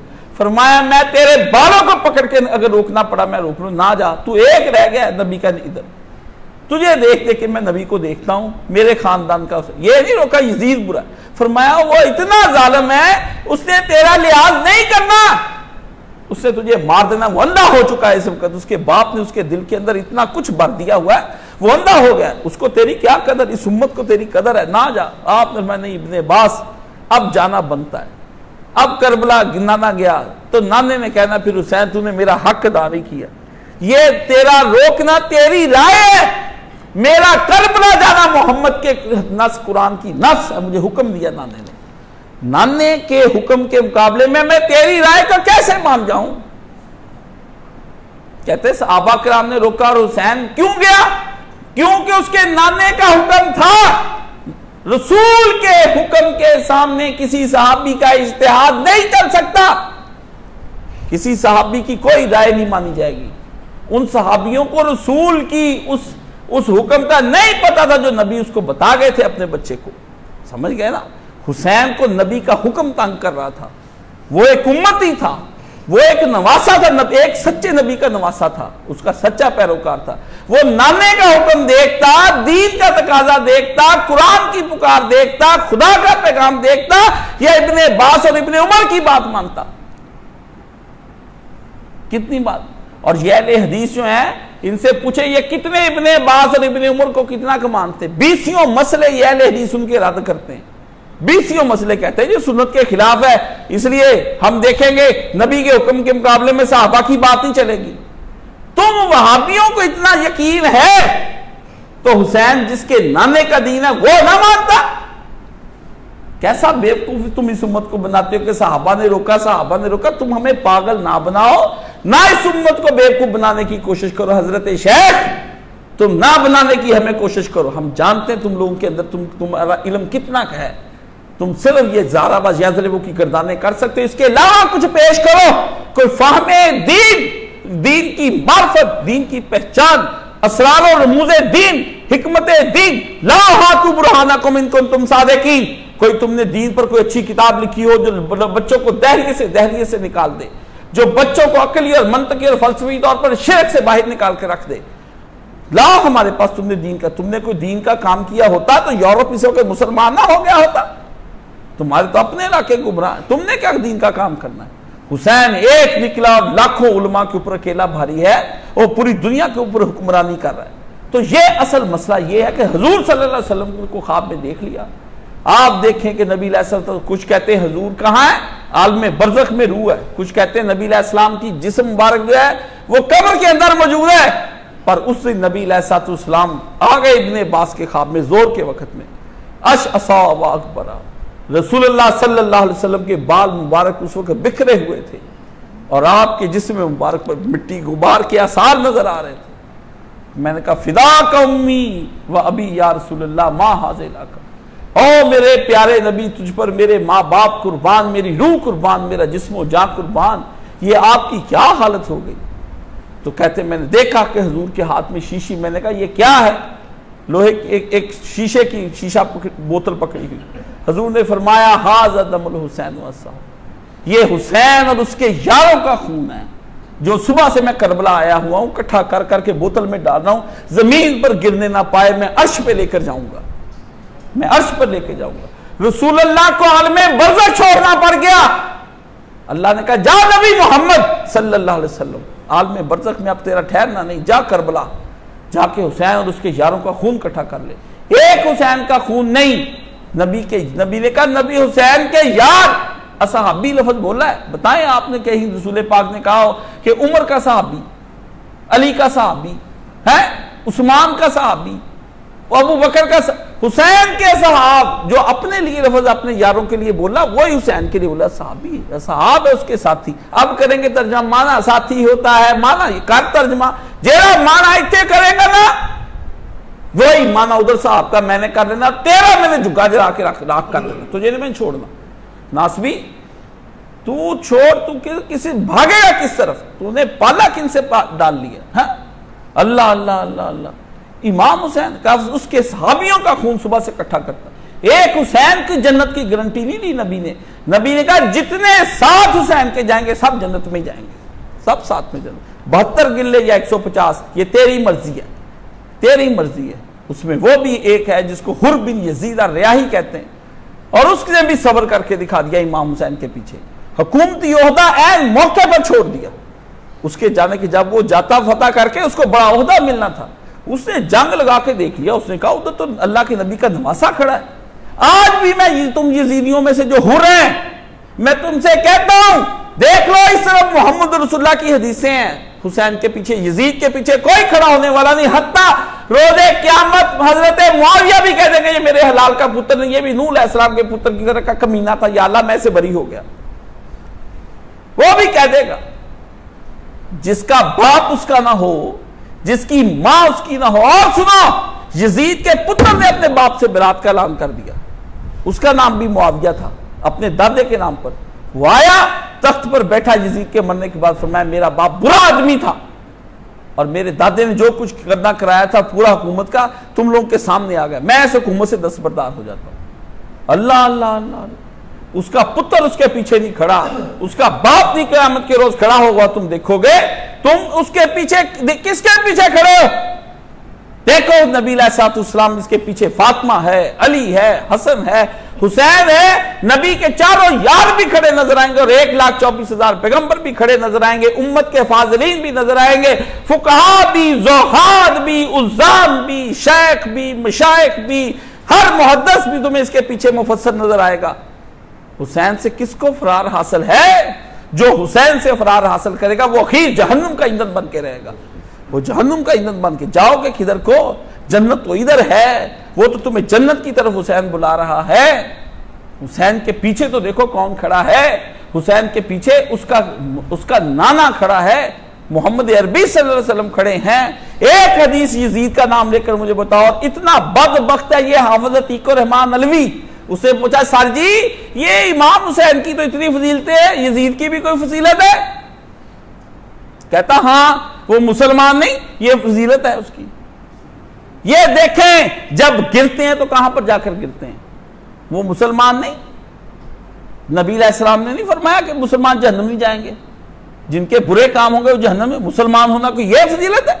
सिर्फ मुसलमान, बामल मुसलमान। तो फिर तो शिया भी मुसलमान है, वो भी कलमा पढ़ते हैं, ये शियों की फजीलत है। कुरान पढ़ते हैं, शियों की दूसरी फजीलत है। हज करते हैं, शियों की तीसरी फजीलत है। नमाज पढ़ते हैं, शियों की चौथी फजीलत है। रोजे रखते हैं, शियों की पांचवी फजीलत है। मुफस्सिर कुरान, शियों की छठी फजीलत है। और काबा को बोसा देते हैं, शियों की फजीलत है। और रसूल के रोजे पर जाते हैं, शियों की 8वीं फजीलतें गिनी। आओ मैं शियों को गिना देता हूं। वो रवाफिज को तुम काफिर कहते हो, किस बिना पर कहते हो? अगर नवासब की यही फजीलतें गिननी है तो रवाफिज की भी यही फजीलतें हैं, रवाफिज की भी यही फजीलतें हैं। तुम किस तरह करते हो? ये रहा मैदान और ये रहा घोड़ा। मैं तुम्हें गिनवा देता हूं फजीलतें हम तुम्हें गिनवा देते हैं। कब उन्होंने रसूलुल्लाह का इनकार किया है, कब उन्होंने अल्लाह की वहदानियत का इनकार किया है? वही कुरान तो वो पढ़ते हैं, वही तुम पढ़ते हो। तुम्हारी सऊदी अरब की हुकूमत शियों की फजीलत को मानती है, राफदी शियों को इजाजत दे रखी है हज करने की। रोज़ा रसूल पर बहस हुई है। मैं एक शिया आलिम के साथ गुफ्तगू कर रहा था, इराक के आलिम थे, मैं उनसे बहवे गुफ्तगू, भागा हुआ एक आया, वो सल्फी औरतों की तरह क्या लगा हुआ, ये औरतों की तरह मुशाबे तुमने कहां से सीखी है? नबी ने फरमाया जो किसी की मुशाबे इख्तियार करेगा वो उन्हीं में से हो जाएगा। तुमने ये दुपट्टा लेना कहां से सीख लिया है? ना? वहां पर कहा शेख ये काफिर हैं, आप किस बदअकीदा के साथ बात कर रहे हैं? मैंने कहा ये काफिर नहीं और ना बदअकीदा हैं। तुम्हारी सऊदी हुकूमत बदअकीदा और काफिर हो सकती है जिससे इनको इजाजत दी यहां आने की। अगर ये काफिर होते ये रोज़ा रसूल पर कैसे आ सकते हैं? ये कैसे हज करने के लिए आ सकते हैं? रोक सकते हो तुम? मर्ज़इयों को रोका हुआ है ना, नहीं जाने देते क्योंकि तुम उन्हें काफिर समझ। इनको क्यों नहीं रोकते? ले फजीलत मेरे लिए काफिर, तेरा मुंह मेरे हमेशा के लिए बंद कर दिया। नासर तू बोल सकता है मेरे सामने?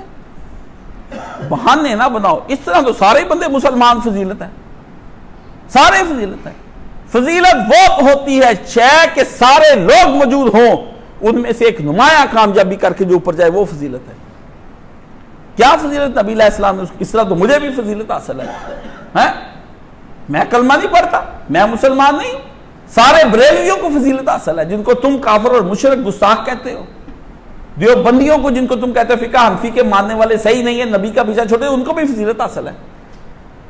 आओ ये फजीलत मोहम्मद अरबी सल्लल्लाहु अलैहि वसल्लम जिसका नाम लेकर बयान कर दे, फजीलत वही है।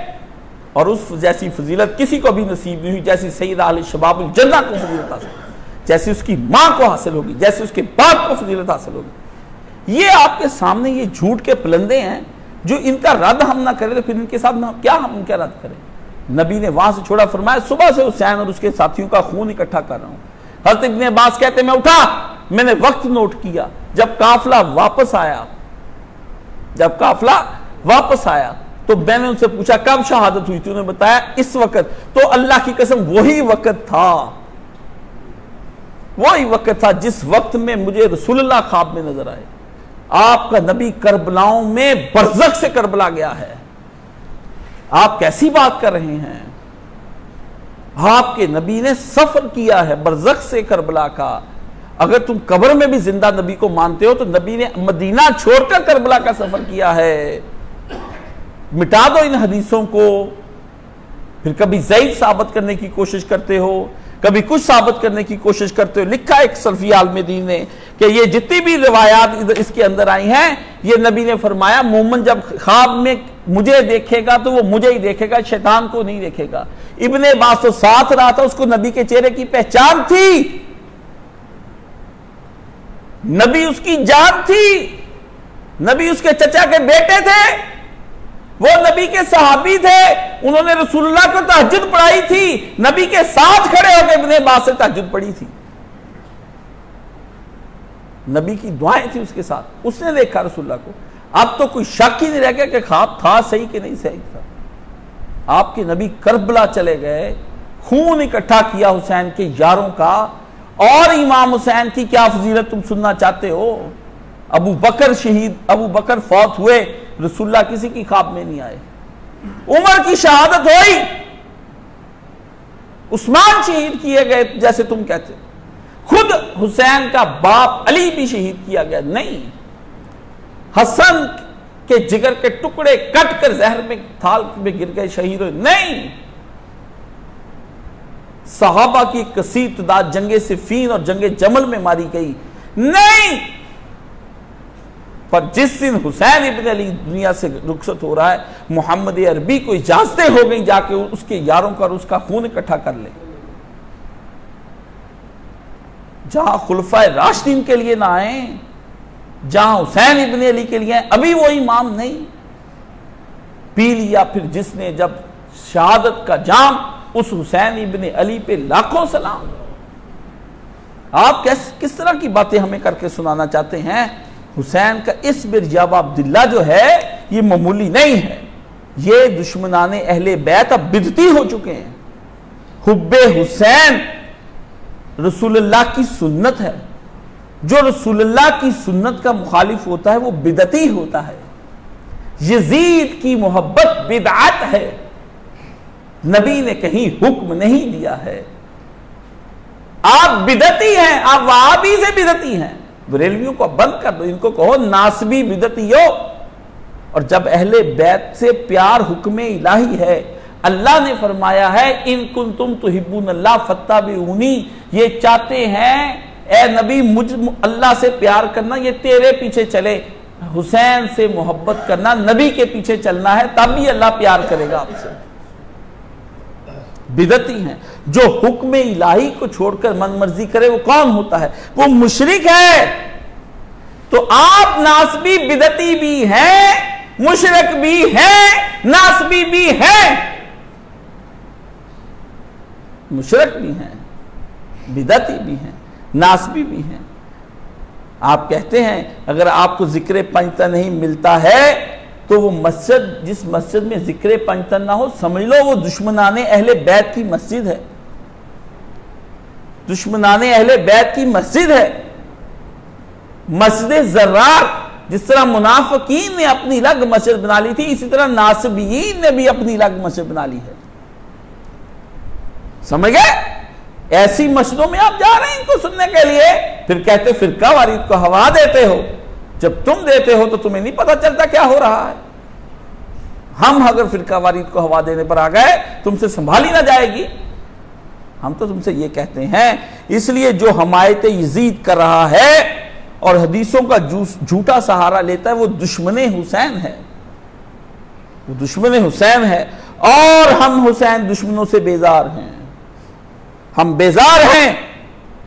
हुसैनियत का फ्रेब जो है, ये जो नासबियत का जो ये नासबियत का जो पर्दा है, ये बिल्कुल वो हम भी अहले बैत से प्यार करते हैं। जैसे कादियानी कहते हैं ना कि खातमुन नबीयीन के हम भी रसूलुल्लाह को मानते हैं, और उन्होंने रबवे में लिख लिख के लगाया हुआ है हर जगह पर, उसने कहा हम भी मानते हैं, लेकिन साथ एक नया नबी भी मानते, खातम का मर्जा मतलब अपनी मन मर्जी से करते हैं। इसी तरह नासबी कहते हैं हम भी अहले बैत से प्यार करते। ये नासबी और कादियानी एक ही, मर्जी का मतलब लेते हैं, मर्जी का मतलब लेते हैं।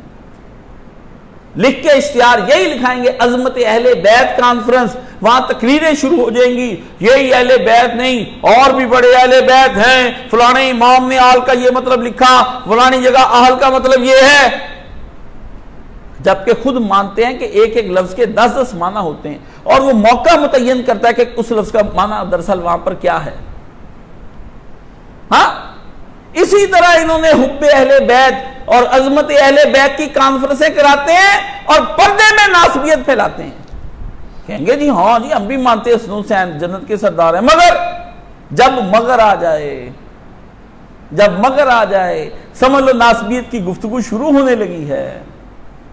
हाँ, ये नासबियत कादियानियत के मनहज पर है।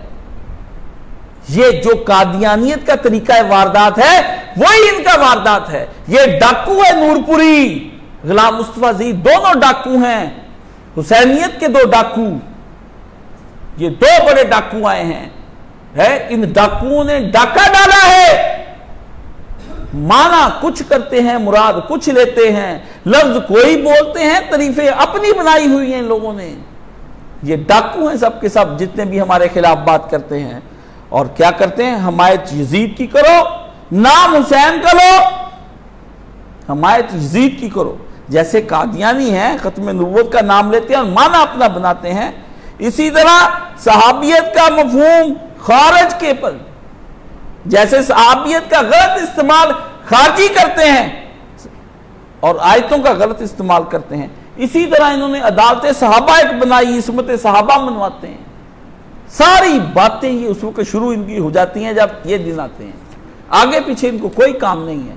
छोड़ दें आप करेंगे ऐसा ऐसा खुद ब खुद खत्म हो जाएगा, छोड़ते भी नहीं है, पीछे पड़े हुए हैं। और मौलाना साहब फरमाते थे, मुझे कहते थे ये वहाबी और देवबंदी ये दिन मनाने पर बिदअत समझते थे। दिन मनाने को शियों ने और बरेलवियों ने इतना दिन मनाया कि अब ये भी अपने बड़ों का दिन उस दिन मनाने लगे।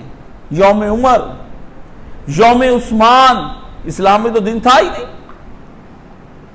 कहते किताबों में तो है ये जीत जाते हैं, मगर अमल में ये उनसे आगे बढ़कर बड़े बिदती हो चुके हैं। दिन मनाना, ये मौलाना इसाक का भी मनाने लगे हैं अब लोग। 28 अगस्त को जलसे हो रहे उनके गांव में, इधर उधर दाएं बाएं, बिदती हैं, बिदती हैं बड़े बक्के।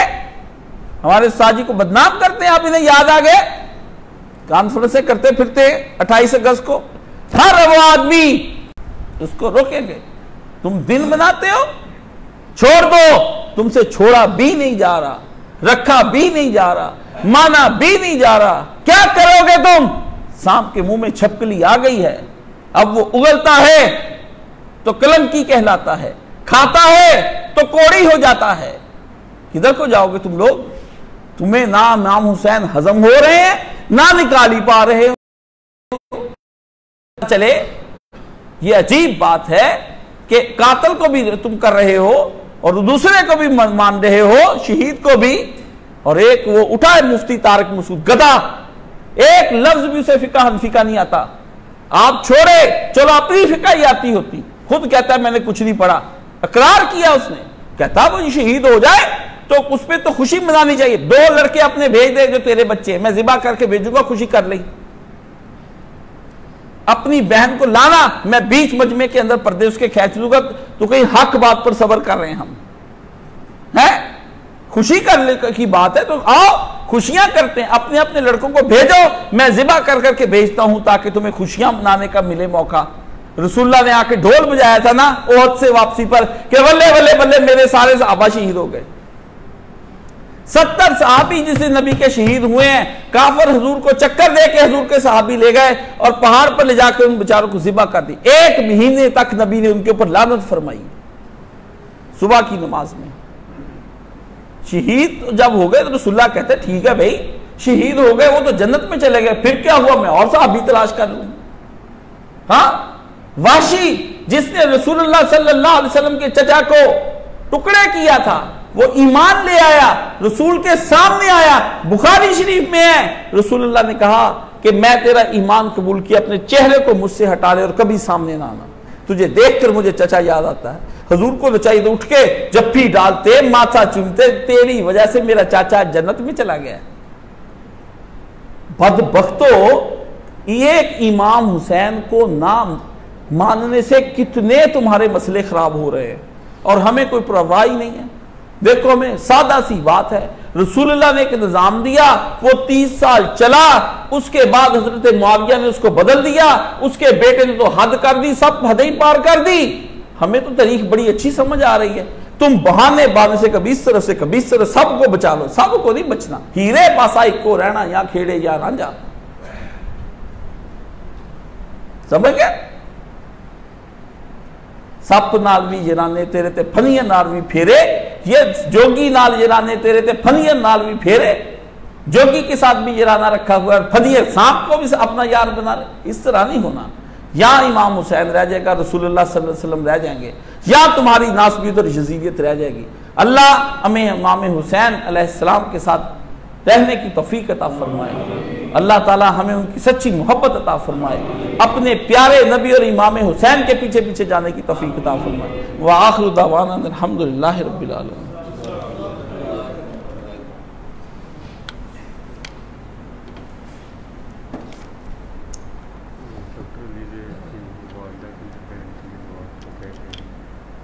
फोन आया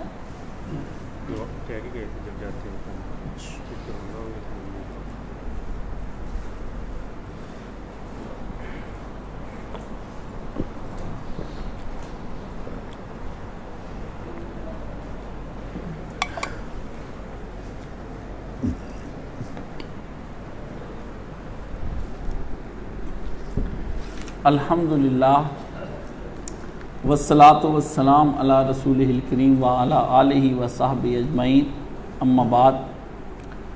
हमारे एक दोस्त हैं, उनकी वालदा को हार्ट अटैक हो गया, अल्लाह उन्हें सेहत कामिला अता। उनकी बहन को कोरोना हो गया, अल्लाह पाक उससे भी उन्हें शिफाए कामिला अता। तीसरे दोस्त हैं, उनका फ़ोन था कि मेरी भी ममानी का इंतकाल हो गया, अल्लाह उनकी भी मग़फ़िरत फरमाए। तो दुनिया में जितने भी लोग फौत शुदगान हैं, अल्लाह सब की मग़फ़िरत फरमाए, बीमारों को अल्लाह ताला शिफाए कामिला अजला अता फरमाए, और अल्लाह ताला जो जिनके पास रिज़्क़ नहीं उनको रिज़्क़ के असबाब। दोस्त बताते थे 2 करोड़ रुपये का नुकसान हुआ, बड़ी दिल के ऊपर मेरी गुजरी। कहते कि अब तो मुफलिसी आ रही है, अल्लाह जब चाहे बंदे की हालत बदल दे। कहते जुम्मे के दिन मेरे लिए हाथ उठा के दुआ, या अल्लाह उस दोस्त की मुफलिसी को अपनी अमीरी में बदल दे। या अल्लाह वुसअत वाला पाक कसरत वाला बाग कसरत उसको तैयब रिज़्क़ अता फरमा, उसके कर्जे उतार दे। या अल्लाह जिस जिस बंदे के कर्जे उतार दे, जिस जिस बंदे का रिज़्क़ कम है उसको बढ़ा दे, और या अल्लाह बरकतों वाला रिज़्क़ बढ़ाएं, कोई कमी ना या अल्लाह आने पाए। या अल्लाह हम लोगों को गम हुसैन के अलावा कोई गम ना दिखाएं। या अल्लाह हम लोगों को गमों से मामून और महफूज फरमा। या अल्लाह हमें आफात और बिलियात से मामून और महफूज फरमा। या अल्लाह जो लोग मजलूम हैं उनकी मदद फरमा, जो जेलों में झूठे मुकदमों के अंदर फंस गए, या अल्लाह उनको आज़ादी अता फरमा। या अल्लाह भूखों को खाना खिला, प्यासों को पानी पिला, कपड़ा जिनके पास है उनको कपड़ा अता फरमा, जिनके पास या अल्लाह अच्छे रिश्ते नहीं बच्चों के लिए अच्छे रिश्ते अता फरमा। या अल्लाह वो घर जो टूट रहे उनको जोड़ दे। या अल्लाह जिन मियाँ बीवी के दरमियान नफरत उनको मोहब्बतों में बदल दे। या अल्लाह बच्चों को अपना फरमा बरदार बना। या अल्लाह वालिदैन को भी फरमा बरदार बना, बच्चे बच्चियों पर रहम फरमा, जिनके पास अच्छे रिश्ते नहीं उनको अच्छे रिश्ते अता फरमा। या अल्लाह नेक साले घराने एक दूसरे से मिला, बुरे लोगों के एक दूसरे से मामून और महफूज फरमा, बुरे लोगों के शर से मामून और महफूज फरमा, सगीरा कबीरा गुनाहों को माफ़ फरमा, चशम पोशी फरमा, हरमैन शरीफैन के दरवाजे खोल दे। या अल्लाह हरमैन शरीफैन के दरवाजे खोल दे। या अल्लाह कोरोना को परे ले जा, बैतुल्लाह और हजूर के रोज़े की रौनकें बहाल फरमा, बैतुल्लाह और हजूर के रोज़े की रौनकें बहाल फरमा। हमें अहले बैत से सच्चा प्यार करने वाला फरमा। या अल्लाह हमें अहले बैत से सच्ची मोहब्बत आ फरमा। या अल्लाह जो दुआएं थी हमने मांग ली, तुझे पता है हमारी क्या ज़रूरतें, खुद ही पूरी फरमा। या अल्लाह हमारे लिए काफ़ी हो जा। हस्बुनल्लाहु व निअमल वकील, नेमल मौला व नेमल नसीर। व सल्लल्लाहु ताला अला हबीब खैर खल्क़िही मुहम्मदिन व आलिहि व सहबिही अजमईन बिरहमतिका या अरहमर राहिमीन। ये जुम्मे के फ़ौरी बाद मुझे कहीं